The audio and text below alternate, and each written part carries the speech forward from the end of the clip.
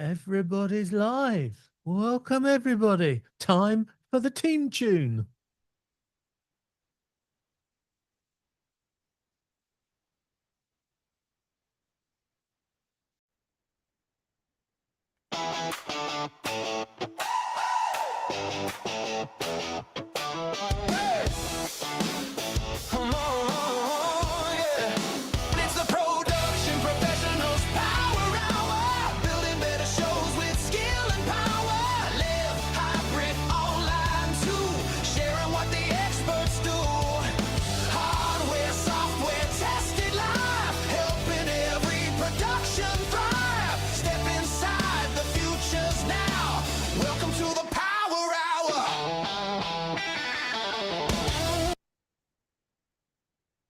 Oh, yeah. It's time for some power in your hour. Except I probably need a lot of sugar to get me through the next 60 minutes. I also need a sieve. Anyone got a sieve? An idea sieve? Oh, yeah, we all have. It's called AI, isn't it? Anyone heard of AI? It's this pattern matching product which just goes out and wanders around and finds things. And so today it found me this. If you got a presenter and you want to add a bit more flair, you can change their shirt. Just remember what colour shirt I've got on. Keep an eye on it. And you can put them in an ordinary room. Oh, for a bit of mystery, you could blur out the background. Now, we could do this with software, or we could just do it with a well-positioned camera with a nice bit of depth of field. Or maybe I should call it a lack of depth of field. Give us that blurred effect. Maybe we got a static office like this one here with strategically placed items of strategic color as well. So they contrast with me. Maybe it's a branded virtual set. Got a Lord Zoom sign I could hang up behind me. That would brand it. Maybe I could brand it with a bit of graphics. I could have a video background.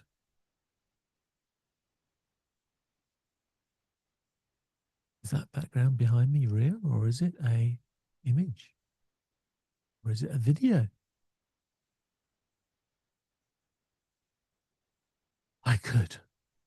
I could go green screen. Physical green screen. Painted wall green screen.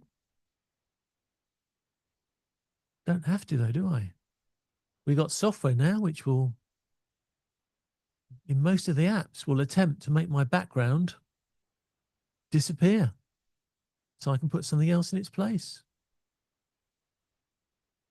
But you all know this, don't you? I mean, this is, I just did a quick internet search and I found the earliest video on green screen with a just simple YouTube search was 2020.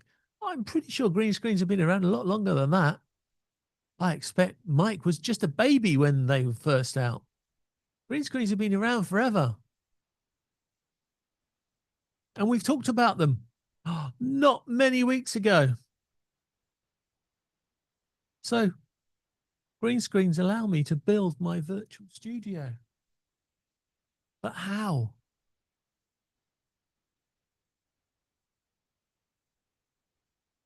This is where it all gets really tricky. This is where we need the sieve. Because I've been researching on how I want to move up to my green screen world. And I made the mistake of asking AI. Oh my God. Just, it must be maybe 6 weeks ago we talked about, 6 weeks ago we talked about green screens. I'd have to look through all the episodes to work it out, but I got a feeling it's round about then. And I think I was foolish enough to tell you that, you know, if you've got a 50,000 budget, a TV studio set up with hundreds of thousands of pounds worth of equipment, you can do some really cool green screen studios in real time. And I sort of, threw it out there. That's, if somebody wants to give me $100,000 of green screen tech, I'd be really happy. But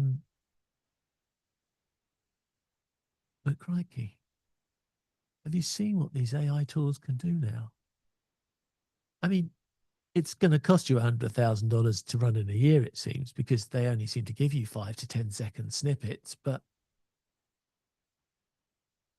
you can make your background change, with AI in put the recording in, and within 5 minutes you've got a green screen back version of it where you don't even have to use a green screen. It will just work out what your background was and then take it out and put something else in. It's frightening, absolutely frightening. And the apps are getting faster and faster. I got an app yesterday or the day before. It will replace me with another character in real time. In real time. When I say real time, I got a feeling there's a second or so delay, but you're not going to notice it. And probably even Mike's not going to even realize it to that degree, because by the time we've taken our videos, we put them into our production software, production studio at this point is running in the cloud. We've got a half-second delay. Once it goes to YouTube, we've got a 10, 15-second delay. So if an AI can get, a 2-second conversion, that's real time, isn't it? For most of us, that's real time. And I can go one better than that as well, because I've just been moving around boxes. So let's see if I can switch to camera 3. Camera 3. I got myself one of these. The Ultimat from Blackmagic. This gets rid of the green screen in real time. Gives you, got to get this right now. Gives you 3 options. Gives you one option where you put the background into here and it switches the background for you. Or if you're feeling more imaginative, it will give you 2 outputs. One is a screen. The other is the mask. I nearly forgot then, Mike, what it was called. And those 2 together, you can put them into,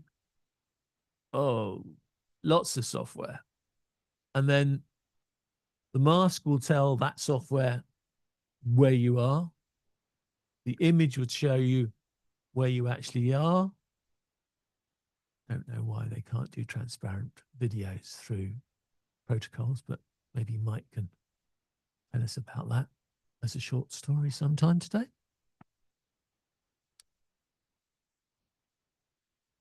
And you can put yourself anywhere. So, John, what are you going to show us? I'm going to show you that I want a sieve, because I've done so many stupid things with green screens and backgrounds. That's why these things are out, because I put them into one machine. Then I realized I needed that machine to do all the video composite. So I needed to put these into the other machine. So this card has already been in and out of 2 machines. And I think I'll probably just have to get a second one so I can just leave in the 2 machines. Because what's interesting is, you're doing this from scratch, it would cost you an absolute arm and a leg fortune, lots of dollars. But I've been clever. Okay. I think I've been clever because I've been buying equipment to do this, but I've not had to spend a single penny or cent on a computer.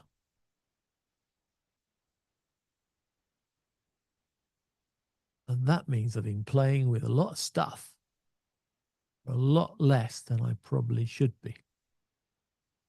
Because fortunately, I've got a pretty beefy Mac Studio over there. I've also got a pretty beefy 4090 based Windows machine over there next to it. And they're not top of the range. I don't tend they're top of the range, but they're certainly powerful enough to be able to run 2, 3, 4 video signals and put them in a background and then have software move you around in a 3D space. And they look really sexy. So sexy, I don't know which one. I'm actually wondering if I need to get an app. Oh, maybe I'll write it myself. I need to get an app to limit the amount of time I play with it, because I start playing with it and the next thing I know, it's like 4 hours have disappeared. from nowhere, I am 4 hours later in the day because I've been playing around with these tools.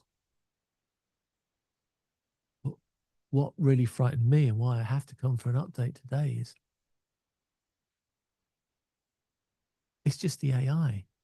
It's just the way the AI is moving so quickly. So I have completely changed in my mind how I might do this. Because am I wearing the same top still? Just want to check. Just want to check. You need to always keep an eye on my tops because they may change. That could be the giveaway that I'm going to play around with some funny stuff. Because what I've realized, and Mike's going to tell me it was obvious, and I feel really depressed, but why my mind has been blown is that in my other life, running these events and shows and things like this we're doing with Mike and with others, we've been mixing it up. And we've got to the point now where this show is live. All right. And if there is any of it that's not live, I will tell you. I might not tell you at the time, but I will tell you before the show finishes. So you must stay to the end of the show to realize. But what I'm starting to do now in other shows is I'm not there. I'm interspacing recordings of me. It may be a Zoom call, it a Simulive, where I start off the recording, or it may be that just bits during the presentation I am now pre-recording for two reasons. One is because I'm probably going to do something which I expect I'm going to get wrong. So I'll record it so I know it's right every time. Secondly, if I'm going to repeat stuff, I don't want to have to keep repeating complicated effects. I can't have Mike on Beck and Call. Apparently he's got a distribution business in Canada he likes to run now and again. So he won't be here all the time. Therefore, recording snippets of what I'm doing works really well. And if you're going to repeat that particular show on a regular basis, then having recordings of bits of it make it easier to do as well. So it's a win-win-win-win-win. But when you get to that level, then suddenly, ooh, we can do green screen magic.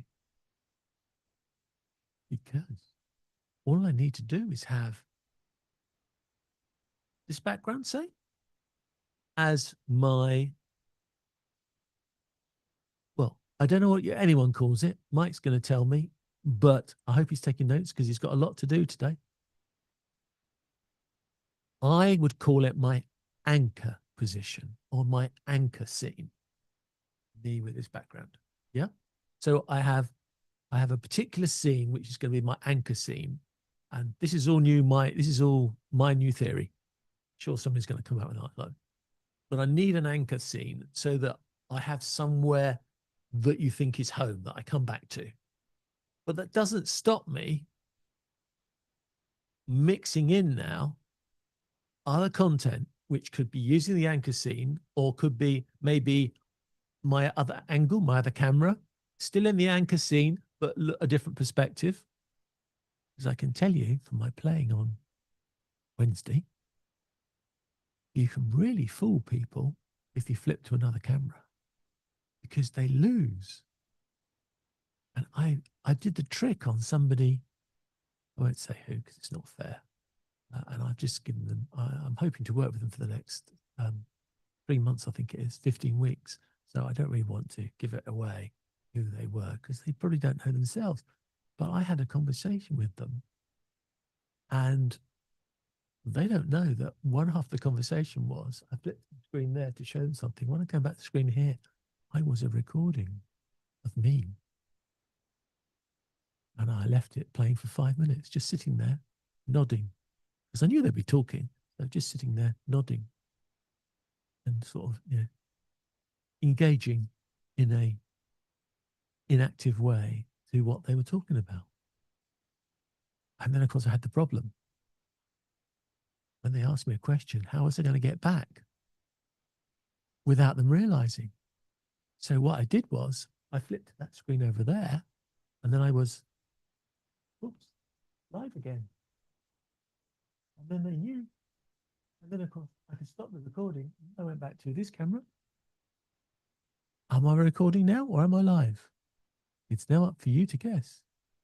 Did I hit enough buttons? Am I recording or am I live? What do you think? Do you think that giveaway when I went to the PC screen? Giveaway?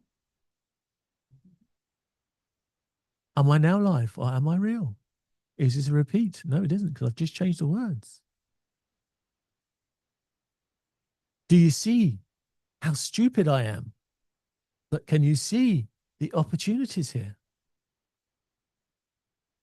Just think how you can change the world of your CEO if they're sitting behind their important desk talking about the world and how it should all be. And then they can go to another shot where they are standing up, and now they're in a green screen, and now they can have the figures of their business, their revenue targets, all appearing as nice big graphics next to them, a la the BBC and all those other TV show companies that put their graphics in the middle of the news. And of course, that bit of the CEO standing up could be pre-recorded because it's delivering his or hers presentation. And then when they've finished doing that particular presentation, you can switch the camera angle and they can now be back with their anchor scene dealing with Q&A. Are you getting the idea? Because I am, and I'm blown away. And this is before I start doing the other things, like I haven't really talked about anything yet. I haven't talked about doing some more graphics in front of me, like lower thirds and all that sort of, I won't say basic, but the standard stuff. So what am I saying? What I'm saying is that when I started getting these green screen tech that I've got here and I started playing with it, I imagine myself as, okay, this stage is for certain shows, but I want to do, well, I've got a whole list of shows. In fact, I'm talking about doing some shows with other people now. I could have an armful of shows, and we can't all have the same background. It's not branding, is it? Having the same background for every single type of show and their different subjects, it's not going to work. So I need a green screen because I can't afford to buy myself 15 different studios to run my 15 different shows in. Green screen is the answer.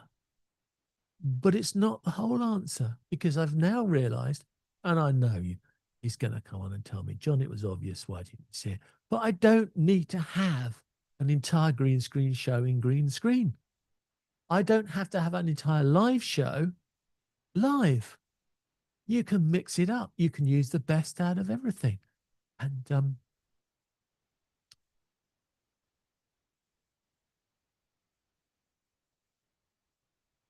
I don't know how to put this without being obvious.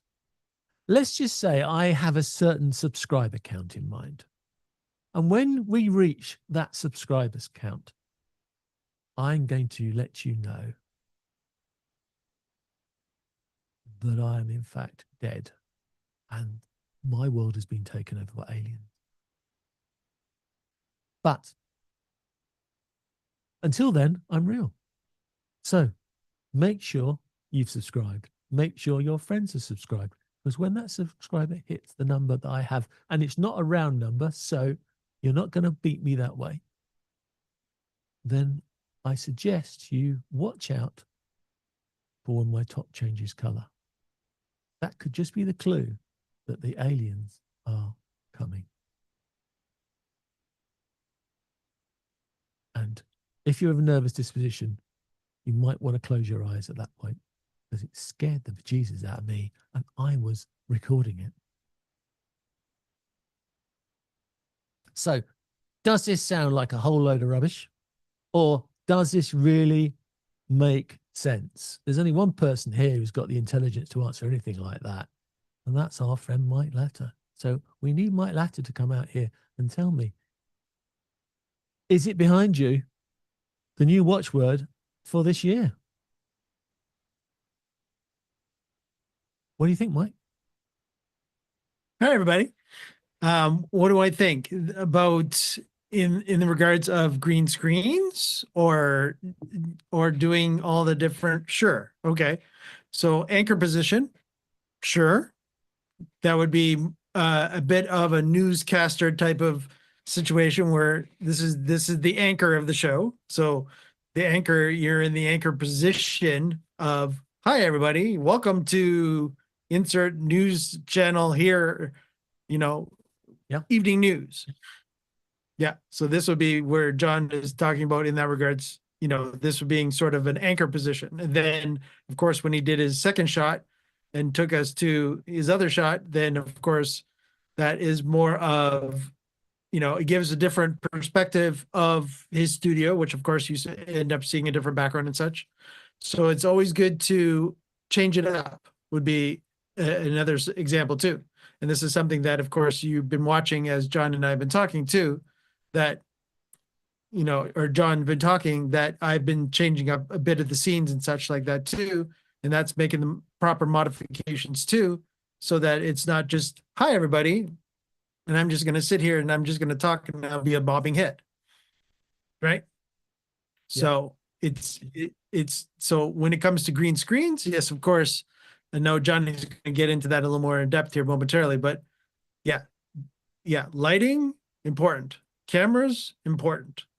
Making sure that the cameras look the same too. And this is what John's been doing this week too, is to make sure that not only is his main camera and his second camera match each other based on the color and such and the lighting in the room, it, make sure that there's certain information that is coming up with the camera, et cetera, et cetera, et cetera, to make sure that all this is in line so that, when you are cutting to that second shot, it's a professional looking shot.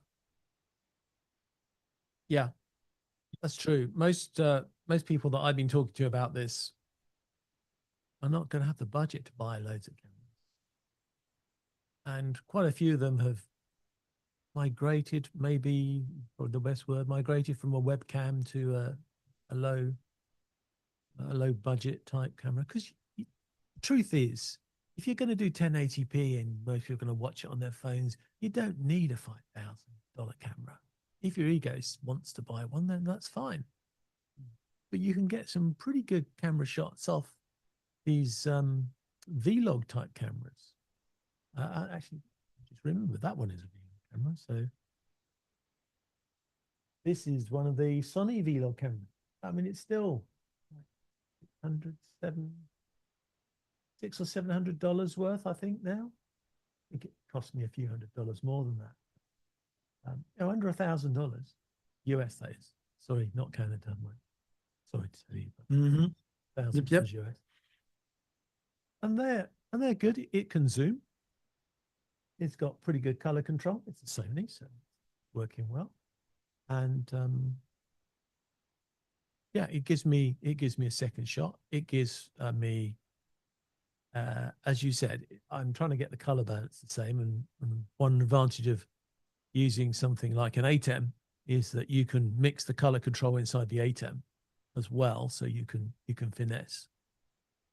Also, I've got two really big lights here, not little panel ones, nice big round ones. They're probably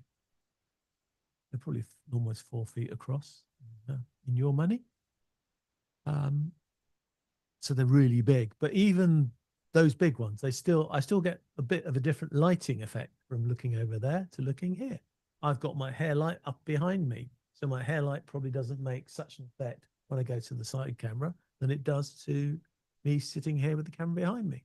I also found that having one zoomed in and one zoomed out also makes a difference in effect, and that makes it easier to go through.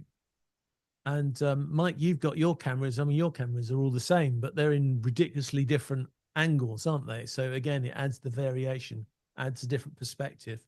And correct. If you were feeling energetic, you could show us how you can stand up and do your stand-up camera. Maybe that's a bit too much for you to do on a Friday afternoon, but if you could talk about that, that'd be excellent, though, even if you can't. Yeah, there we are. Yeah.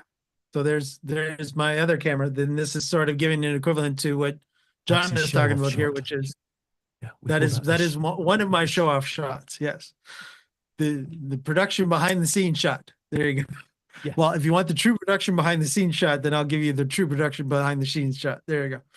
So anyways, but yes, so yes, you could also have 3 cameras, not just 2, but we're getting more complicated now.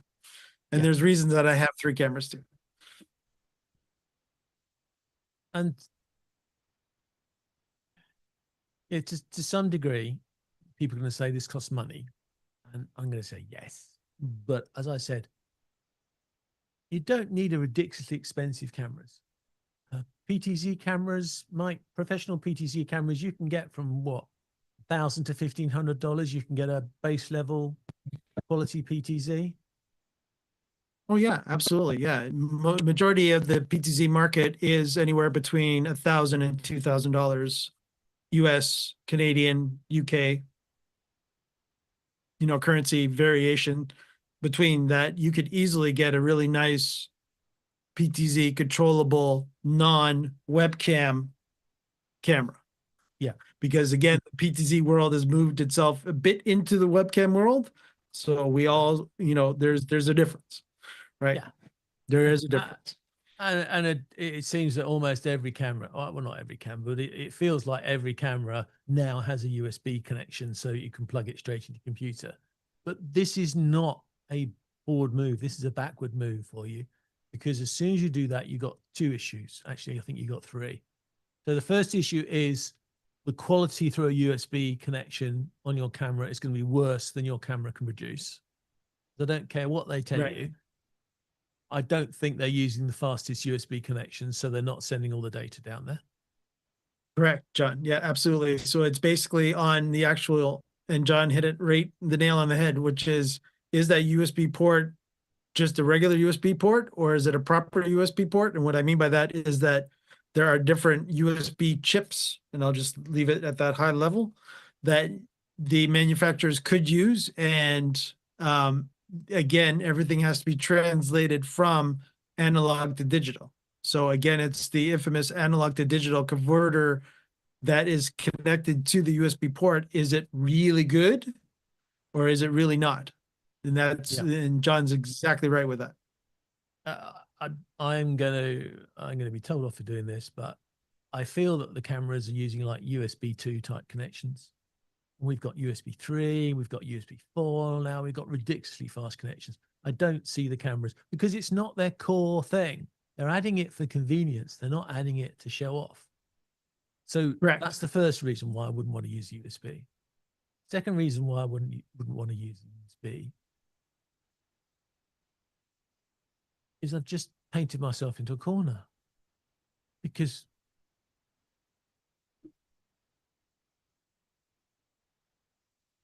I know there's a lot of you that like to plug everything into your computer, and then you use something like OBS and you want to keep your budget down, then that's fine. But you lose so much flexibility and opportunity when you do that. Because all of these different 100%. mixers that are out there, and they're not, again, I'm not talking about free. We're talking about mixers. The mixers could be $500 to $1,000, I suppose. Some a little bit. Yes, I would say that's about right. When you Mike, stop trying to disappear off the screen. Come back. There's a good one. I'm back. I didn't know. It looked like John was getting awful serious, so he deserved to have the full screen. Okay, here we go. Thank you very much. Yes, no, John is right. No, again, especially us being production professionals, as we all are watching our production professionals power hour, we've got to make sure that we are flexible. Yeah. A webcam is not. Yeah. And the third point, which I'll merge in, and then we can go around the whole thing. The third point is, it's not just flexibility.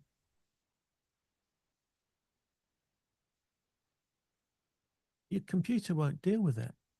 If you want 2 cameras and you think you're going to have them on 2 USBs, then you're going to want your sound in via USB. I can tell you I'm just looking down. I've got a Mac Mini there. I thought I'll have a Mac Mini. It can run my desk and it will work for me. But I need a teleprompter screen. So I've got a teleprompter screen, Mike. I've got Yep. a sound card screen, sound card, which is my Rodecaster Pro. That's number 2. Yeah. That's number I've got, 2. I've got my input from my camera. So that's 3. Right. That's 3. Yeah. Oh, but I've got to have at least one Stream Deck plugged in, haven't I? I mean, you know, we Yeah, don't do anything 4. nowadays without a Stream Deck. At least one. Yes. 4. That's And 4. and some of our other friends have 3, so let's not go down that road either. But let's say 1. We'll say a one. baby We'll one. say 1 because I'm going to run out of connections before we get there. So, Right, so that's right. 4. My main screen, my main Apple screen nowadays are USB. Yeah. Yeah. Or using the video capabilities in USB. Mm-hmm. Or even because that's the Thunderbolt, way- whatever variation. Yeah, it's Mhm. Thunderbolt, but it's still 5 ports according to the Mac. Right. And then I've got an HDMI screen here running as well, because I do have one HDMI port. So I've got 3 screens. So I've got my main screen, I've got a reference screen, and I've got my teleprompter screen. Right. But I don't think I've got any. And I've managed to get I've got one thing left, and I put my little mini Stream Deck in there, and that's it. Yeah. So I now have no space left. So if I'm going to run 2 cameras on USB, I'd have to lose one of those plugs or something. Right. So what are we going to lose? Audio? Obviously Well, not. This is my other camera? point. Obviously Yeah. not. Yeah, exactly. So And I think USB for quality is a bad move. mm-hmm. USB because we only have a limited number of USB ports. I know you're going to tell me, you Windows guys on your PCs, you've got more you got ports, but actually you haven't, because you have to remember that almost every port you have on a Windows device is a pair. So you can divide the number of ports you've not got on your more. PC by 2 because they're in Yeah. pairs. If not more, John. Sometimes they're even triplicate. Yeah. Yeah. And if they're a pair, or as Mike said, they're triplicate, then they won't have the bandwidth to even do what you want them to do, or the power to do what Right. you want them to do. Right. I've got my Stream Deck from over there on a long USB cable, and it's on a 2-meter cable, and therefore it disconnects when it feels like it, because it's too long a cable Mhm. for the USB port to power. Yeah. There's the other problem. How can you have a USB camera that you're using to shoot on a stage? Whereas You've got to have. Yeah. Mm-hmm. if I say to you, Mike, instead, I will let you have a low spec. I mean, it could be a low spec. It could be a $400 A10 mini, Mm-hmm. or one of the other compatible versions of that. And all it does is switch between the cameras. No, none of the other fancy business, just switches between the cameras. That to me Mhm. is a much more efficient way of dealing with your cameras than having it running inside your computer and then having to control OBS or something else to switch them around. Absolutely. Absolutely. Absolutely. Without a doubt in your mind, John. Yeah. Yeah. And again, all my 3 studios that I have set up, actually looking at a 4th one, but all of them are all hardware based video switching. That is why when I was able to do this switch quickly, and I'm going to tease Tony again and then come back again. That is, and we'll know why in a little bit. Tony knows why I just did what I did. So when I do that too, there's also not a delay. The hardware is taking care of all the capabilities. My audio is going through the A10 Mini Pro. My So it video follows. so it follows. So I'm automatically in sync as long as I've set up the A10 Mini Pro itself well. It is doing everything. I've even gotten to the point now where you're listening to me now and Zoom audio doing the Zoom audio capabilities of making sure that I'm not getting slapped back or any echo or anything else. The A10 Mini Pro is dealing with that as well. So Zoom is basically doing nothing for me anymore except for setting the actual turning my video camera on from the ATEM and turning my microphone on from the ATEM.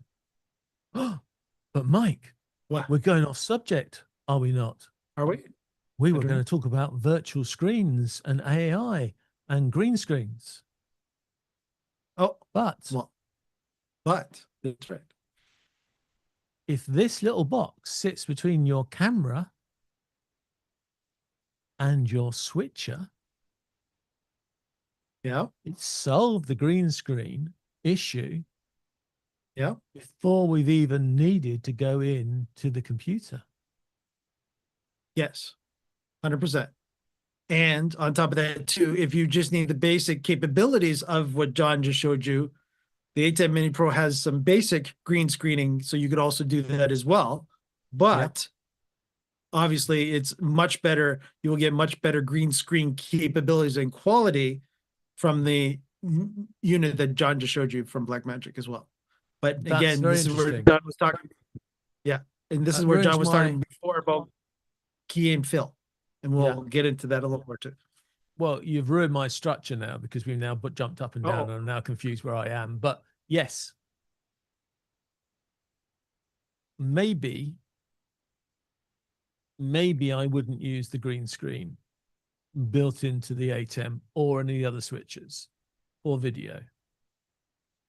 Maybe because I like the idea now of a dedicated green screen box. I'm sold on the idea of a dedicated green screen box because it does my composite and gets me the total signal into the system if I'm going to composite outside of my system. So if I'm not going 3D, then I like that. But where I see the green screen features of ATEM and similar devices, which are, with respect, not as clever as that one, they're doing more of a pixel green screen replacement. What I see those great for is I got some graphics or something like that, upstream, downstream graphics, and I put a green component in, I can make, and I'm trying to think exactly how I did it now, but I can bring that content in, and then I can use the green screen to make that content transparent. So I can turn a slide into a lower third. Now, exactly in what permutations and combinations I can do, I'm not really sure yet because I just play with it. Oh, that's clever. I must put that in Friday. Yeah. But yeah, I can take some more graphics, or I can take some more content that is, as you say, using the green screen rules. I can use the ATEM or something else like that to mix another source in a slightly different way, but using the green screen to make a transparent thing happen. I'll be amazed if Mike suddenly brings up something now that can do this, but he looks like he's thinking of it. No green screening over here. No green screening over here. But not today. But there are other things you can do in there as well, though, aren't there? You've got a library of graphics. Yeah. You've got the ability to run some of those graphics as an animation. Yeah. Some of the other products have got the ability to play little videos in them. And this is all before we start talking about the higher ones in the range, which can do scenes, which can be multiple sources, just like in your OBS and all your other software mixers. So your hardware mixer can mix up together. Yep. And again, this goes back to the story we started at the beginning. Multiple cameras going your computer, you're going to completely wipe yourself out from doing all of these clever things. Whereas if you have a video mixer and you bring them all into that, you've got all these opportunities. So many opportunities that I honestly, at the moment, I don't know what setup I want to do. And these products, well, I'm sure they have to a degree, but these products have not been affected by the big hike in prices that we have for all the computer components that can be used by AI. In other words, memory, processors, and video cards. This equipment, yeah, I'm just thinking about it. It's probably got the odd memory chip in it, but it's not really in the same order of magnitude as PCs. So See, if I got a PC to do this green screen stuff that Ultimatte does, I'd be paying so much more for the PC than I pay for that. So it's cheaper. Yes. Yeah. Yeah. It's getting to the point right now, even just looking at hard drive space, you know, we're talking anywhere between $300 to $600, you know, depending on your country, just for hard drive space right now. So it's pretty unreal right now when it comes to thinking that, you know, you need a beefy computer, you would need some sort, and we didn't get into this, John, and we should actually talk about this too, how much of a no-no, that's right, yeah, using capture cards are actually a half decent. That actually was not that expensive for John to actually get that either. And also staying away from, and we were talking about this with USB hubs. Because again, if you think that, I've only got 2 ports on my machine, and I'm going to use 2 hubs, and now I could hook up 10 cameras. No, because the amount of bandwidth now you are sharing are shared amongst every port that you're using on that USB hub.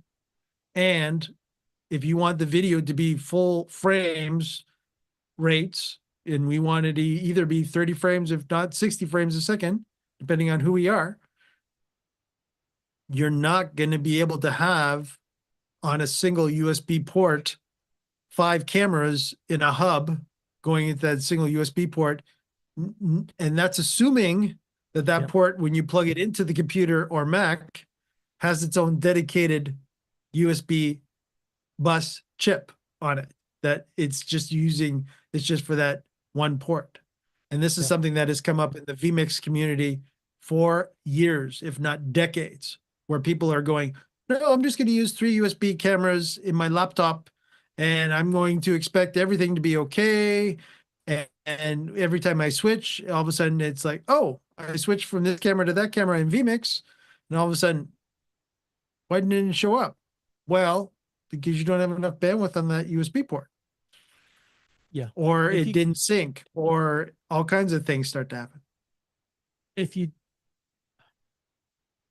try and do it all on one PC, you're going to need a really high spec PC to process all of this. But by doing it in these different stages, not only do you add flexibility, but you've just distributed the processing. So you can leave some more clever stuff to be done on the PC. I like the idea of using a third-party software-based mixer as my last step to finish the composite off, shall we say, to allow me to do a few more of those transitions and movements and things which are harder to do on these dedicated boxes. So a bit more flexibility in the last mile, shall we say, to be able to drop on these more fancy graphics, because I can do graphics inside Zoom, but I can do better graphics if I do it inside a computer. So I would like that to be my final step. But I want to mix my video, I think, before I get into the computer.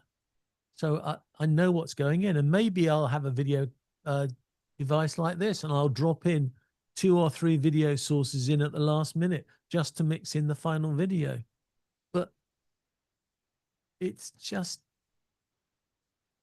even those machines over there, even the 4090 is going to have trouble if I start putting all that stuff in there and mixing it all together, and then Yep. Yep. It just doesn't make sense. And I was trying to find one. I don't have one by me. I had one a minute ago. Most of these connectors. All right. Yes. So we're Mike's looking impressed because it's not HDMI. Most of Yes. these connectors, when you plug them in and convert them, they always tend to have 1 in and 2 out, which of course means there's another thing which I forgot to mention earlier, but I've just reminded myself by reading the note. The other thing is, if you have all these extra connectors and these 1 in 4 out type, 1 in 2 out type connectors, I know it makes a lot of spaghetti. And I know a certain person is probably going to complain about spaghetti and cables. But what it does do is it does allow you to then use extra outputs and put a screen over there, over there, over there. And you can have reference monitors with all the different inputs and outputs, all sitting there on a multi-screen type layout. And you can therefore see what's available. You can see all your cameras are working. You can see how the next shot's going to be. You can have your preview and your program effect in screens. And again, we talked about how few things I can plug into my Mac Mini. My Windows PC over there, it's a lot more powerful. It's still limited, I think, to 3 screens simultaneously. So there's only so much I can output on it. And if I'm running 3 screens and I've got 4 in outs, I'm starting to give it a lot of work to do. And yeah, we are not talking about 4K. Oof. I'm keeping to 1080. 4K would Yeah. be Yes, we're frightening. definitely not talking about 4K here, everybody. No. 4K is 4 or 5 times the power. Oh, Mm-hmm. Well, 1080p times 4 is a good general rule of thumb there. So if John had that equivalent card as a 4K card, now he needs 4 times 4. Everybody do the math now. So if his machine is okay just doing 1080p for inputs, let's say at 1080p 60, but now he's going 4 times that. So now his machine has to be able to handle 16 type versions of 1080p 60 or for 4K video. If the machine can barely handle for 1080p 60, how is it supposed to handle for 4K P60? and so we want some green screen. And we're not really quite sure how we're going to do this, but we can have some green screen, and we can have some green screen with some backgrounds. And we've got the Ultimac can put the background in automatically, or give you 2 inputs and you can mix it somewhere else. And then you want a 3D world. And then you want to, if you want real variation and control, then I think mixing real time and video is good. But all the software that you're using to produce the show, you can't get your machine out and then unload one piece of software and load in another piece of software in the middle of the show. So your setup is going to have to work for the entirety of the show. And that to me gives you another reason why you want a distributed system where it's all done in different places and not all dumped onto one poor PC or Mac and made to do all the work. It just won't. And if you want to mix together the different types of content, which I think is the trick that's going to make this all work for the least effort, then you're going to want to do that. And there's one other catch, which I have alluded to, which I think for me is pretty much a game changer. I don't get Mike 24/7. There are things that I can't do on my own. There are things I can't do on my own in real time. It gets to a certain point where there's not enough buttons that I can generate and interfaces that I can put in to do everything at the same time. But is it cheaper? Is it more cost effective? Is it more flexible if I create some of that content for the show rather than during the show live than the other option, which is to have a team of people in the background running all the clever bits for me? And the answer is obviously it's so much cheaper. Even if I don't want to do the work myself, it's still cheaper and more effective for me to be able to give I don't know what you would call it, a run of show and the basic content to a videographer to take that and composite up and make me my recording reels, which I can then play during my show. But they do it in their own time. So I give it to them a week away and 2 days for the show.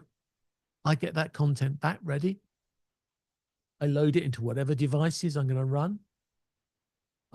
If I run slides, as you know, as you probably remember, when I run slides, I've got a dedicated slide laptop over there that only does slides for me. That means it can run all sorts of slides and videos for me because it just has one job. Once it's pre-programmed with that job, I've got the buttons here to control it. And it's fantastic and it works really well. And I could do multiple presentations and run multiple videos from that device. And it doesn't get in the way of what the other computers are doing because it's a computer on its own. That's its dedicated job. If you have a video switcher,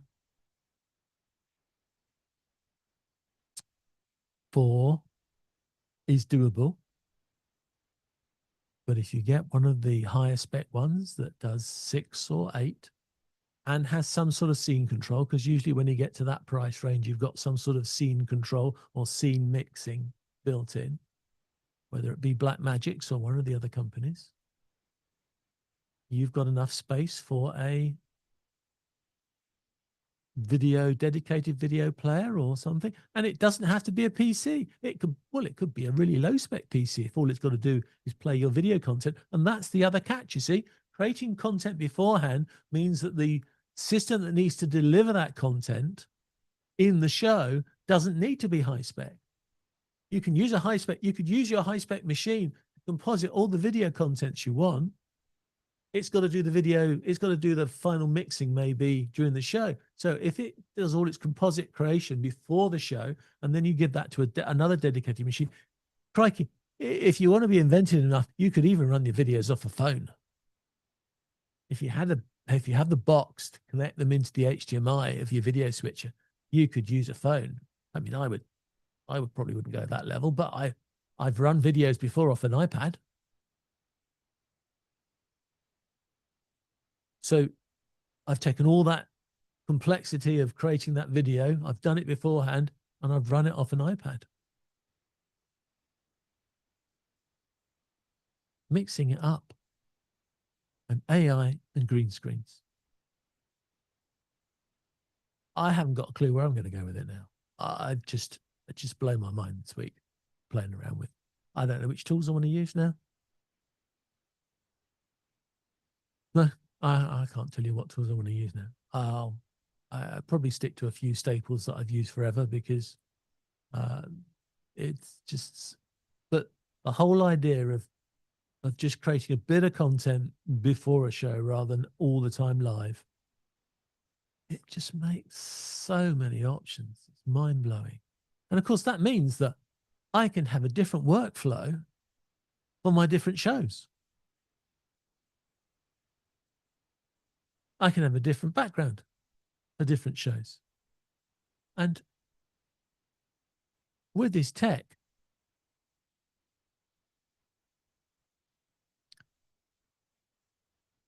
it's sort of worked.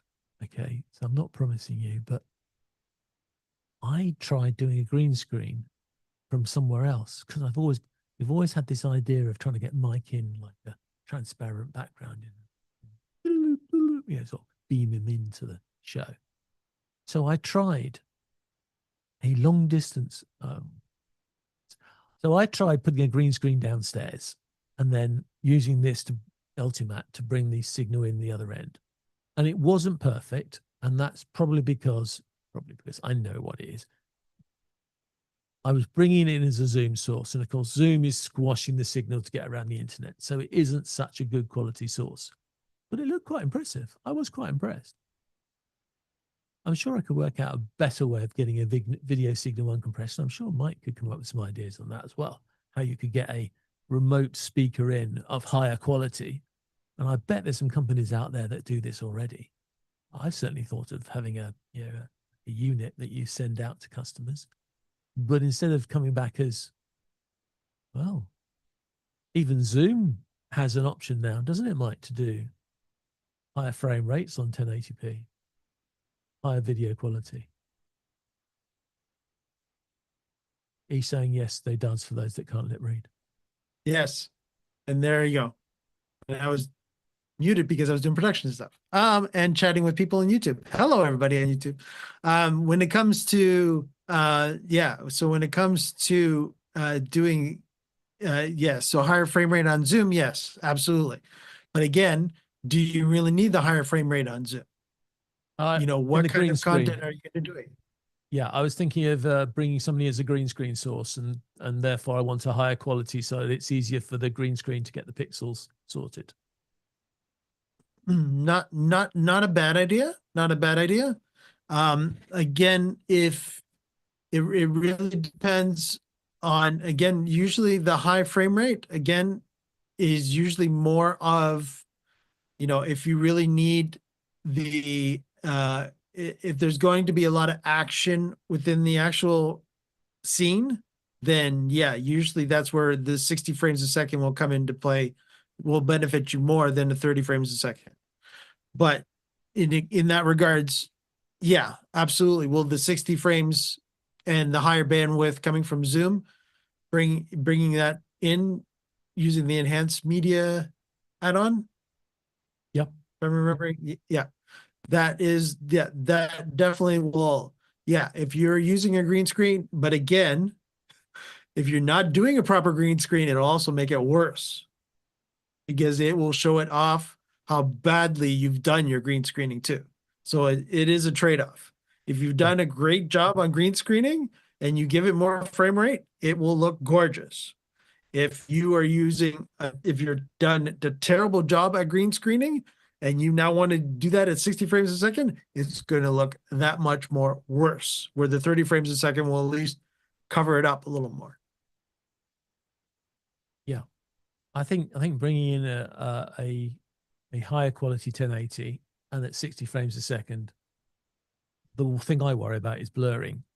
And if you bring it in at a higher frame rate, then I think you're going to have less blurring effects, and then that should help the green screen to improve it. But I think this probably needs, well, I could probably use it. I could probably just use up a show, couldn't I? Just trying all the different options.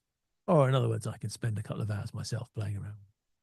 But let me just give you some teasers and and you can then choose which one you would take the challenge for, Mike.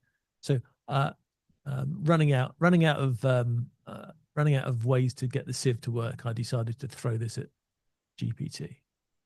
I asked it for some examples of memorable green screen scenarios. The first one is Impossible Studio.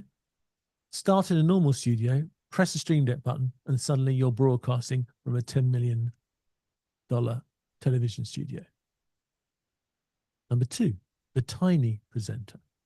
Place yourself standing on top of the Stream Deck while explaining the Stream Deck controls. Okay. The ChatGPT is going Zoom, out there. All right. I like that one. Yeah. Inside Zoom. Create an enormous mock Zoom meeting interface and have yourself physically standing between participant tiles. There's more. Weather presenter, stand beside a huge Zoom architecture diagram and gesture it to as a television weather forecaster. I think there we go. The weather forecaster. Yeah. That is the infamous green screen situation. Yeah. Walk into a slide. Instead of PowerPoint appearing beside you, make the slide environment around you and walk around the slide. Infinite Studio. Cameras and monitors from your real studio continue into a much larger AI-generated version. Teleportation. So, London, New York, Tokyo, Moon, Zoom conference stage without cutting your presentation.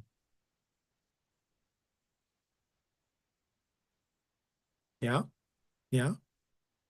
Historical presenter. That would be, yeah. Sorry, you wanted to comment on that one? No, I was going to say the one comment that I would make about that is then again, it's really cool because then it feels like you're doing a production corporate gig, then it brings in the different head offices, all the different feeds. So you could actually have them all mimic as if they're in the same room, but yet they're in 3 different countries. Yeah. For sure. Yeah. And if you're a corporate, you've probably got, your equipment is probably the same across all your countries. You're more likely to have the same studio type equipment, aren't you, across the country? So that would work well. Yeah. I got 2 more. Yeah. Historical Alright. presenter, appear inside an old television studio. We're discussing the history of video conferencing. Sure. And the future presenter, what will meetings look like in 2035? Place yourself inside the imagined environment. The imagined environment. It didn't want to give you the imagined environment though, but No, no. but interesting. Okay, yeah, the imagined environment. So it was basically saying, it was leaving that up to you. It's going, so would we actually be using TVs in 2035? Would we be using what? Sure. But again, yeah, the creativity, having a green screen, as long as it's lit well and as long as the camera understands it and all, you've got it really, really good looking and you've done everything properly, you could be teleported to anywhere doing anything. But again, Yeah. to be very, very careful, as John has shown us in the past, in the regards of my chair is thick, it doesn't see through to the background, right? So John, that's that chair too that has that, correct? You're in that chair right now. Yeah. It's got a lattice at the back. It's very comfortable, but if it lets light through, it makes green screen, just makes it impossible for green screens to process. So right, because again, it's got to look at each individual little hole and actually fill it with your background per second. So everybody has to remember frames are per second, right? So you would just make the Ultimatte just run full tilt, because every little hole, as John would do his slight move of his chair, it's redrawing the frames all the time per second. And even if we're doing the advanced media at the 60 frames, then it's even doing even more. It's doubling the frames of what Zoom normally would do. So my step forward in this whole green screen imaginary background world changed this week for 2 reasons. One is, God, the tech's moving fast. It really is. And there's a lot of tech out there, AI related tech, that has amazing opportunities, but 2 really important downside caveats. One is a lot of the really cool stuff can't run in real time. But that's fine, because we said what we'll do is we'll mix in some green screen related content so we can produce it beforehand. And secondly, wow, once you've paid for your demonstration tokens they're giving you, you can start to become really expensive. And that's why a lot of the tools are short snippets measured in seconds, not minutes. But again, if we're going to work on the idea of having cutaways to green screen content pre-recorded, then a 10 or 15 second cutaway is still effective. It's still cost effective. It still works. So what I'm suggesting is that maybe you simplify your anchor position so that it doesn't need much processing, or it's something set. Maybe if you've got one of these green screen Ultimattes or some sort of green screen system, you choose or you select or you just design your home look, your anchor look, so that it looks good, but it doesn't take a ridiculous amount of setup or control, because it's well lit and you've chosen the background items to make them work.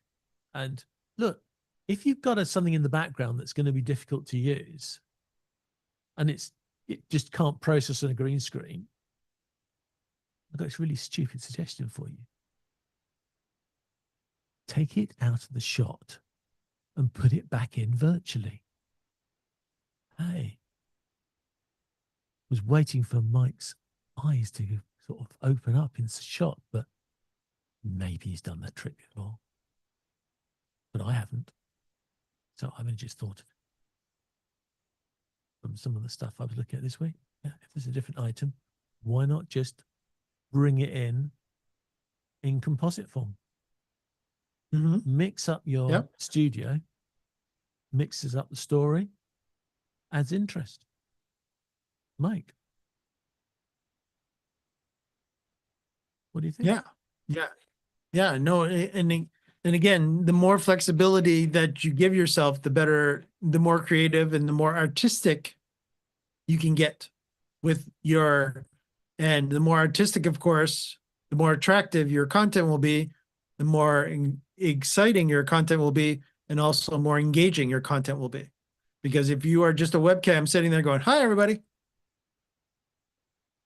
and I might move a little bit, and all you see is my mouth moving now just because I'm purposely making myself stern and I'm not moving and I'm just moving my mouth, it will start to weigh on the on getting your point across. You will not get your presentation, your production, your clients look to do stuff, you know, and as John quickly does, he threw on a quick little whoop background. Well, this is a very simple background. It's just being done by Zoom in this case. And I'm on a Mac Mini. I'm pretty sure if I wave my hands around, you can see quite quickly that it's a fake background. Yeah, exactly. And this is what John and I don't want you to do. And yes, you can get really clever like John just did, which is actually now he's actually playing a video background, which is great. So it looks like he's on vacation and he's zooming in from, I don't know, I guess that looks like a very palm tree. So I don't know many palm trees in the UK, John. Well, actually, considering the weather we've got, I think palm trees are the order of the day now. So we'll probably have them everywhere. But yeah, so when it comes to backgrounds, again, you could see that, you know, in John's environment right now, he's not necessarily set up as a green screen. I'm not going to give it away, John, if you are or not. I'm going to let you do You that. don't know. But I don't know. I really don't know. But do you know? Can you guys tell on YouTube? Can you guys tell on LinkedIn? Let us know in chat.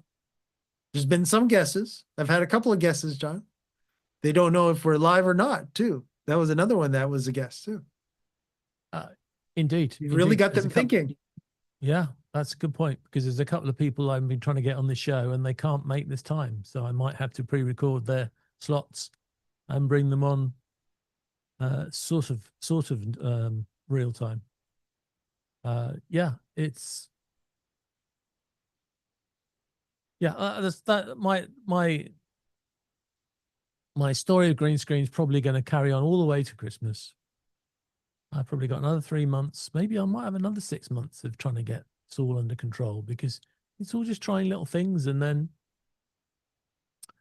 having the courage to put them on a show. Really, that's what it's about. But it's it's fun, but you don't need it for the whole show. Right. Very important. Very right. Just use it for bits. Just intersect a few segments, a few intros, an outro, or just a little bit of content. It's amazing what difference it makes. I've been pulling some green screen tricks on some of the people I've been meeting this week, and I might just do 10 seconds of magic and they're blown away. And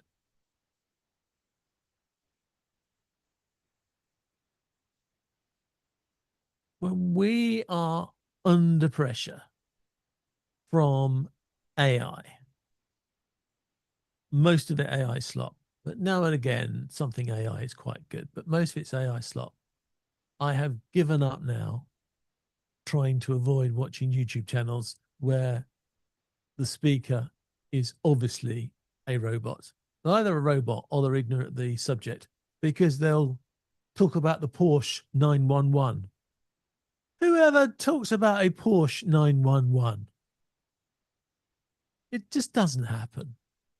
Everybody knows it's a 911. I'm joking. It's a 911. But I'm trying to make a point here. You can tell when AI is speaking and dictating. You can tell where all these YouTube channels where you never get to see the blasted presenter. That's because they don't exist. The presenters, I hate to use a stereotype, but I will. Some spotty little 14-year-old who thinks he's clever, trying to make money out of a YouTube channel where he can't take his little voice, so he puts somebody else's voice in his neck because I don't want to talk on YouTube. And he hasn't even written the content, because the content's been pre-recorded for somewhere else. I was listening to one yesterday and I suddenly realized that the chapter titles were repeated. So in the next section, I'll talk about, and it was X. And then he said, okay, let's talk about X. It was so obviously cut and paste AI. It was frustrating. And yet still lots of people watch it. Well, until the novelty wears off. And then they want to speak to a real human. Instead of having these stupid video clips with no presenter, we can green screen the presenter, put the presenter in the clips. It's not difficult. Gosh, it looks a lot better. Looks a lot more fun. Oh, I'm now regretting not putting a couple of my clips into this show. Would have been fun, but I just didn't. Oh, okay. I'll just have to get the courage to I'll just have the courage to be slandered and shouted at from the YouTube for putting them in, but they won't all be good. But maybe we'll throw a few. Well, maybe we'll have a rule: 3 minutes of rubbish of green screen AI rubbish in each show or something. Maybe I can make some rule like that and try and, well, we'll see. We'll see. We'll just give the problem to Mike and he can do that bit. But it only takes a bit of content. If anything falls apart, John, I'll be here to make sure that we still look hefties. That's fantastic.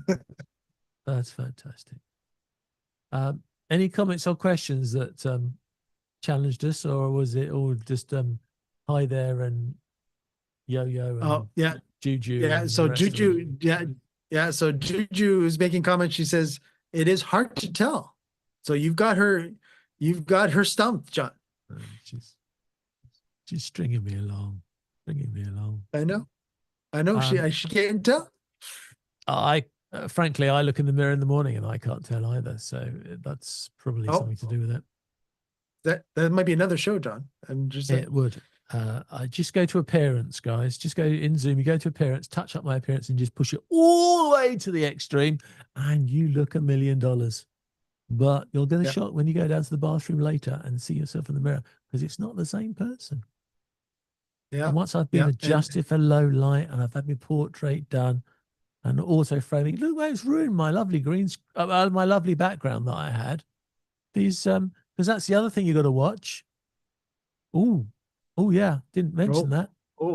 You've got to watch the cumulative effects of your effects on your content. I turn them all off again. So you see, I adjust for low lighting. Just does weird things when I'm well lit. But the portrait lighting always tries to put a glow around me and kill the background, which is okay. But if you've gone to a lot of trouble getting your image to look good, the last thing you want is the last stage of the system. This is like, Mike making his audio all fantastic, and then Zoom comes along or Microsoft comes along and decides they're going to play around with it before it goes into the audio system. You've got to be careful how these all stack up when you put them in line. You need to make sure that you know which part of the path is doing which part of the job. Yeah, and we've talked about that in a previous episode, and do check us out on YouTube. And that episode was was interesting. And that was John playing around with audio more specifically, where we were talking about the different layers of what is controlling the audio now. Is this, is this piece of software, that piece of software? So yes, John is 100% right. So right now, just with my audio specifically, since John brought it up, is that I've gone original sound for musicians mode in Zoom, if you guys are familiar with Zoom, and that is basically taken away any Zoom coloring or being able to go, you just have a regular USB microphone and you don't know what you're doing when it comes to audio. So I'm going to do my best to make sure that your audio comes as clear as possible to the other person or other people in your meeting, webinar, et cetera, et cetera. So in my case, I've done it. I basically said, Zoom, I think I know what I'm doing and leave my audio alone. Well, that's right for video and audio across your whole thing. You know, is your camera doing any processing? That little camera over there, one of the neat things it does is it's got this, I can't remember what it's called now. I think it's like product mode. So when you hold a product item up in front of the screen, and this is a Sony as well. This does it quite well. So you can see it's focused in on the item that I put in front of it. I'm pretty sure. Yeah, I'm pretty sure it has. And it's not too much of a depth of field here on this one. So my background doesn't get out of focus too much because I'm not too much into that. But take that away and it should, it's focusing on me. But what other processing is it doing? What color production doing? What sort of way is it adapting the signal? And then when it goes to your next thing in your chain, which is my case, an ATEM, is that doing any processing? Have I got it to do anything there? And then when it gets into the computer, wherever the computer is, does that do any processing? And when it gets in the software that you're using to send out, whether it's mixing software or Zoom or whatever, again, does that do any processing? Because it will change, and you might find that it will ruin your green screen because it manipulates the signal after the composite's been made and then loses the effect. One of the worst things I find is I suppose it's this fake effect that phones and all these software have, that you've gone to all the trouble of making your scene look good. And I can't remember when it was. I think it was on Tuesday. I had this really weird thing going on. It took me ages to realize that I set this nice little scene. It was looking good. I was feeling really cool about it. And then I suddenly realized that the software on the machine was blurring the background. But it was doing it in software. So it was guessing what to blur in the background. And I think it was this. No, that's it. It was the stick. So the stick, it perceived, was the background. So it was blurring it. And of course, it's not in the background. It's right under my nose. So just because one component sees things differently and then takes it all out of context, you can ruin an entire effect. You're all looking at looking at it now thinking, is that microphone real, or is it, is it in a foreground, or what is it? So make sure you know exactly which part of your chain of command for your audio and your video is doing which job.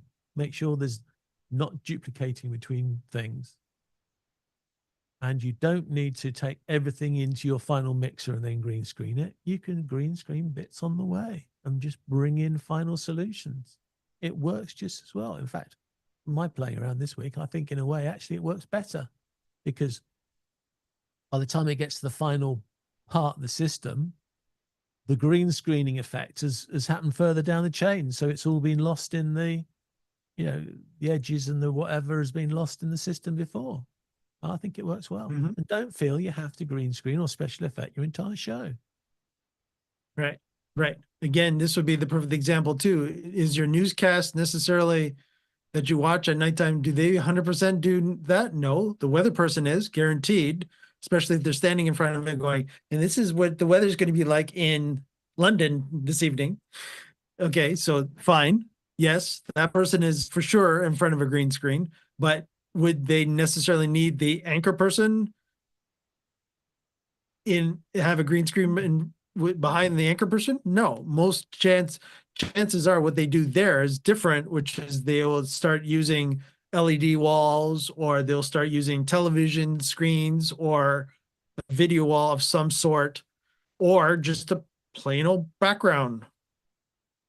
Period. Yeah. But would they need to have the green screen on? No. And the more green screen you have on, too, depending on, and if John, let's say John had both green screens on going into his PC with the card that he was showing, and then he had green screen on for both cameras. Now, both cameras, the unit that his PC now has to do both green screen on both cameras at the same time. So now you're not only the amount of resources that you need to do it once, you now are duplicating because now you're doing it on both cameras. So it's just like, oh, no. And we're not doing 4K still. We're still, and we need to emphasize this too. When we're talking about all this stuff currently today, and what you're seeing us right now, this is all 1080p 60 at maximum that we're doing today. Full stop. We're I've not looked at talking some about of the 4K. I've looked at some of the football shows that we have in the UK, and I managed Right. to get some pictures of the studio themselves. And it's probably got to do with budget, and it's probably got to do with the fact that the football pundits would be completely lost if they were just in a room that was just green. So the whole of the desk they all sit around, that's real. So Yep. it's always in context when they move around because it's real. And there was a couple of big items in the background that were real. So that gave the context for the speakers, and it also gave a context for the green screening. So there was some real stuff in there. But as Mike said, the rest of it was, well, in their case, was green. And then they had these virtual superimposed drop-down areas where they would put graphics in front of the studio when they were doing a wide shot and then bring it in. Yeah, and we haven't even touched the whole issue of what happens when your camera starts moving on a green screen. That's definitely another show in itself. But yeah, if you mix up your green screen content and your real content, even when you're in a green screen world, you're right, Mike, it makes it much easier to manage, and it also makes it harder for people to see the holes in it, shall we say. Oh, do you like that? Holes, green screen, Matt, holes. Yeah, yeah. Chair. You're going back to your chair. Yep, yep. It all makes sense, and it's all important to understand that lighting is good, it needs to be good, camera needs to be good, and whatever specifically in John's anchor situation, John's seating needs to be good too, that it makes sure that, it's not going to spoil the effect, because John can have a perfectly lit room, a perfect camera, perfect green screen happening, but all he needs to do is have that chair that he's using and all of a sudden move a little bit, and now you see it. You're not going to not see it. You're going to see it. Right? It doesn't, and so you gotta take into everything in consideration. Yes, John. I noticed that Mike's whole idea of catching me out with green screens is just to watch my chair. Have you noticed, dear audience? Dear audience, do you know I've got 2 tricks that can outwit Mike? No, we know. I believe it. I've got 3 tricks that will outwit Mike. Oh, we're going to 3 now, not just 2. Oh, we always 3. Rule of 3. It's everything. Always have to have 3. Always have to have 3. Gotta have 3. Gotta have 3. Trick number 1. Notice that I'm using a background which is similar color to my chair, so he can't see the green screen coming through it because he can't see any light difference. Trick number 2. It has been known for me to hang something on the back of the chair to cover up the hole. Trick number 3. I could just use a different chair. And the simple one was the end. Yeah. There's hold on. For this broadcast, because I'm using a green screen, I'm going to be in a different chair. Yeah. But yes, I have seen number 2 for sure. And number 1, I don't know. He's teased me a few times with that one, everybody. So, Juju, I'm in the same boat as you. I don't know. Sometimes when he's in the anchor spot, is he live or is he Memorex? And I'm showing my age there. Did everybody get the reference? Good. All right. That was related to Memorex. So, Yeah, so the show today, Mike, is we're going to talk for a half an hour on where I got to with AI, because I could show examples, but I have a feeling that if I show examples, it would be a 3-hour show, and if I don't show examples, we'll get it done in 30 minutes.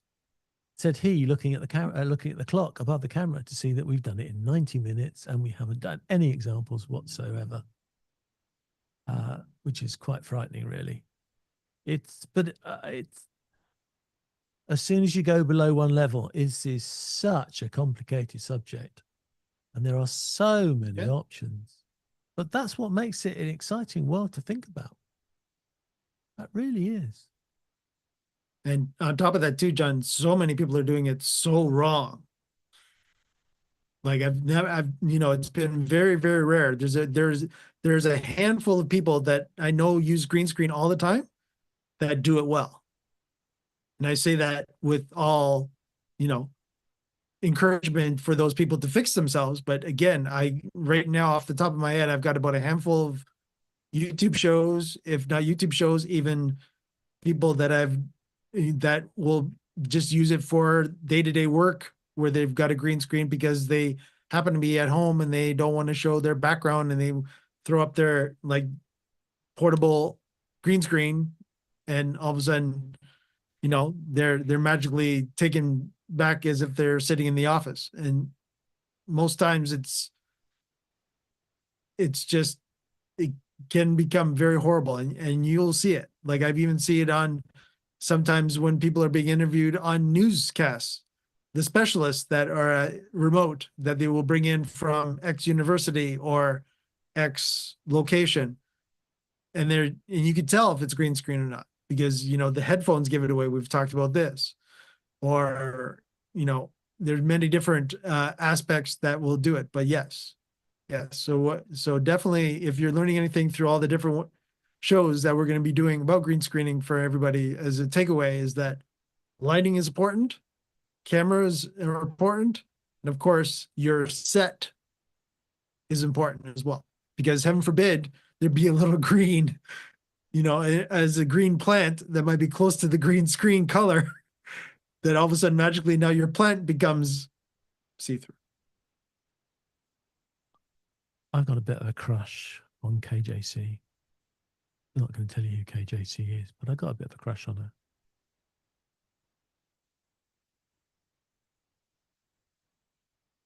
And yet, she is okay. She's not in films. She's not on TV, but she's an actress. She's done stage shows. She's got awards for stage shows. She's got awards for presentations. She's an award-winning presenter. As of course, Mike and I are both award-winning. Did we mention that? We are. And anyhow, KJC did a seminar this week in Zoom meeting with a load of really bored-looking people in gallery mode. I don't think she even shared a slide with us. And yet, at the end of the show, she was expecting 4-figure payments to spend the next 3 months with her.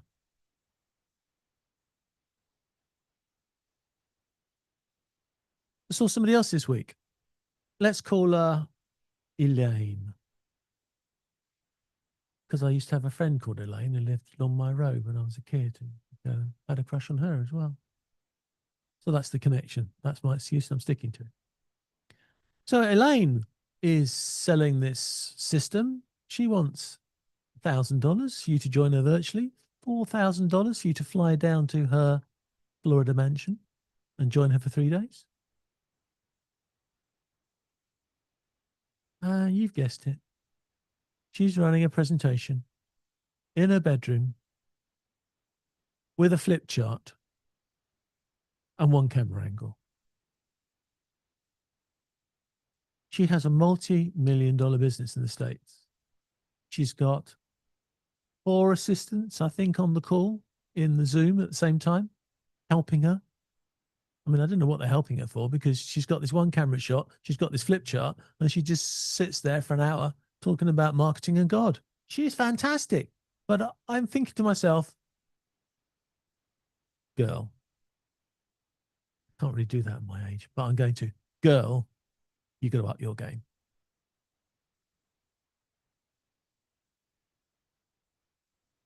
If you're not an actress or a world-class presenter, or if your customers are not an actress or an actor or a world-class presenter, if they got fear of public speaking, if they don't like doing presentations, if their presentation content style is as boring as anything, then I'll tell you what, a bit of green screen and a couple of special effects, and I promise you they will change, but the audience impression will change a million times. I don't know anybody who's ever got beyond 50% on average of all the different scores you could give about presentation skills and technology and impact and all the other things you could march.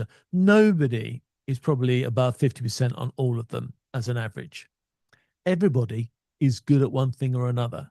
Now, if you're worried you're not good at doing presentations, if you're worried you're not good at doing slideshows, if you're worried you're not doing any of those things, then here's the cheat code.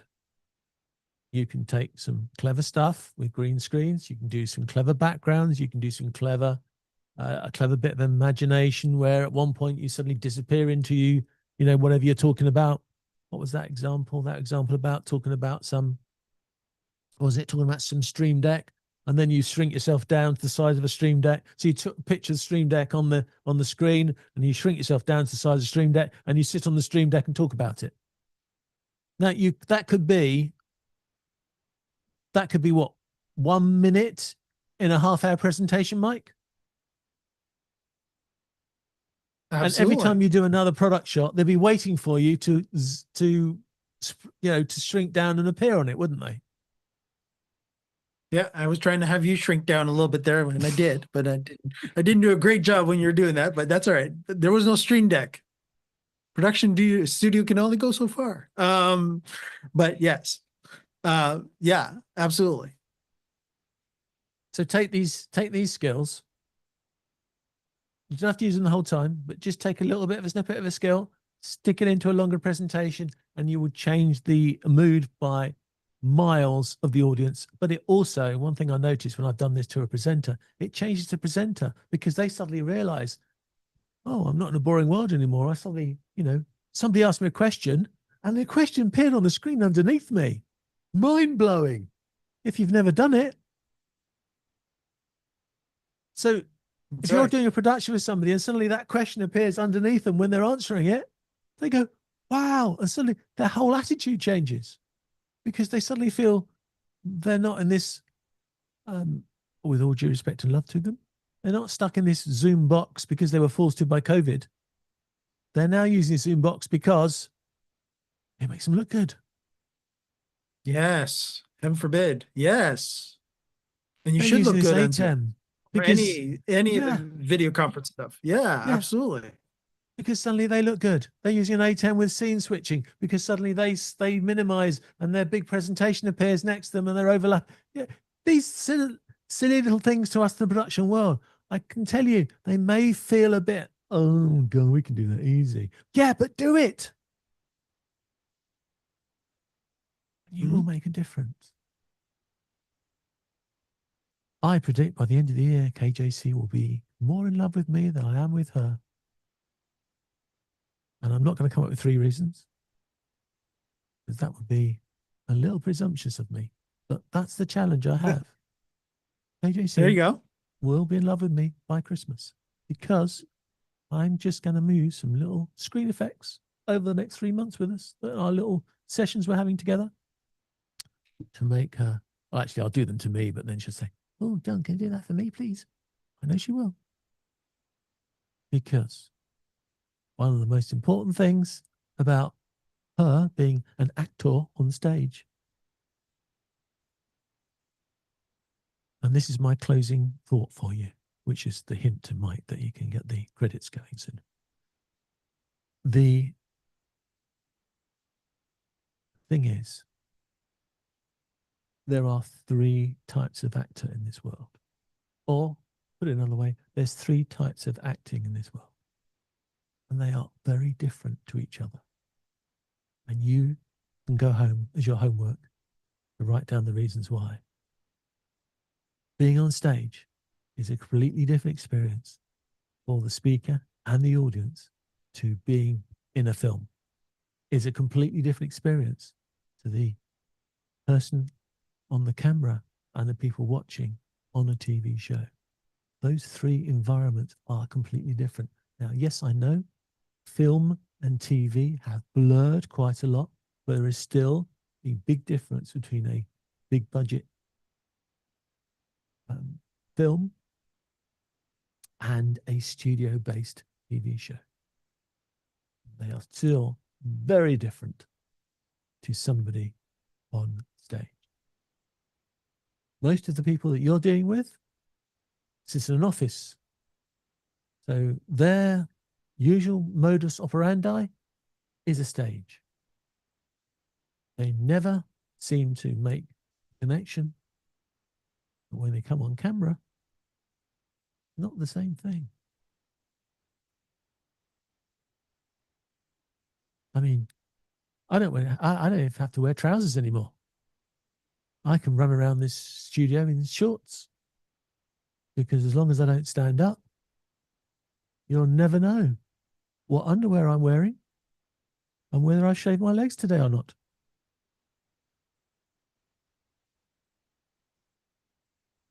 The 3 stages are completely different, and it's our job to make them look different and to take advantage of the mediums that they produce them.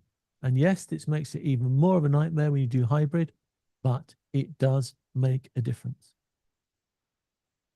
So when to use green screen? You should be using green screen all over the place, not all the time, just in bits. And there are so many different ways of using it now that you still don't know whether or where I use green screen today. And I would tell you about that, but unfortunately, it's time for the credits. So make sure you subscribe, and then I really will pull the alien invasion on this show. But the aliens are going to stay in their little box of reality until you get to that target. So make sure you subscribe, make sure your friends subscribe, and if you won't subscribe for me, then Mike's going to ask you himself. Over to you, Mike. Correct. Thanks everyone for joining us this week on the Production Professionals Power Hour. Don't forget to like and subscribe to our channel to let YouTube know how much you love our content. And of course, John's giving you extra. Where is he? He's over there. That way. That way. He's giving us extra little incentive for you to subscribe because you never know what Johnny's going to have up his sleeve next. We're here every Friday at noon Eastern, 9 a.m. Pacific. I got it right, John. I got it right. All right. And don't forget, John gave everybody your homework. So we expect it to be done this week and report back to us in chat next week. Always here for the Production Professionals Power Hour. Take care, everyone. Have a great weekend. See you next week.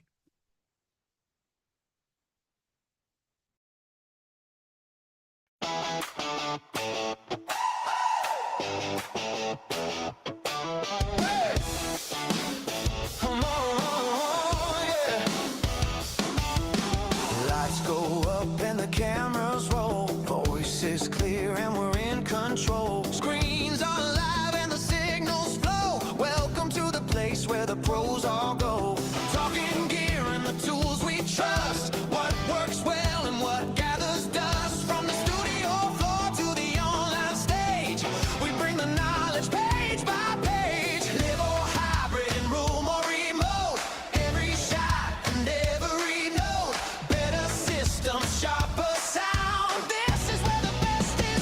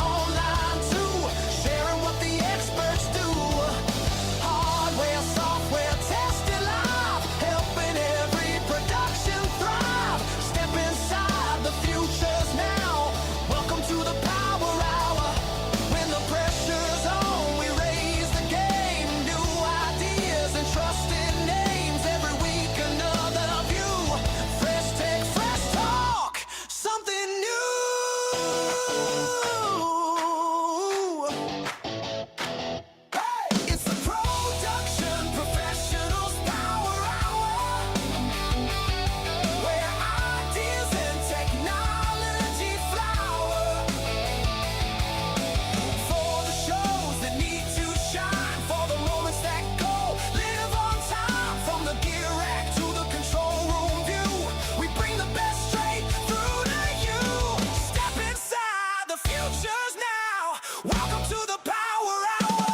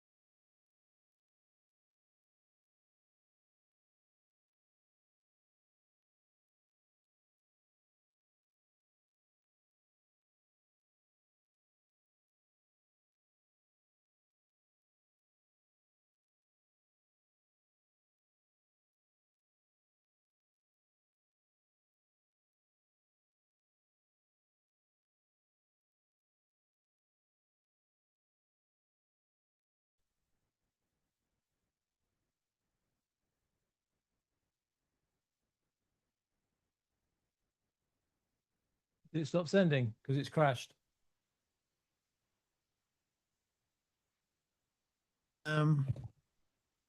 It checking. Everybody seems to be. I ended up throwing up the slide anyways. It It says the event's in progress, but the app has crashed, so I can't stop it. oh, So hello, everybody. Okay. We have finished, really. yep. I just don't And know how to stop you.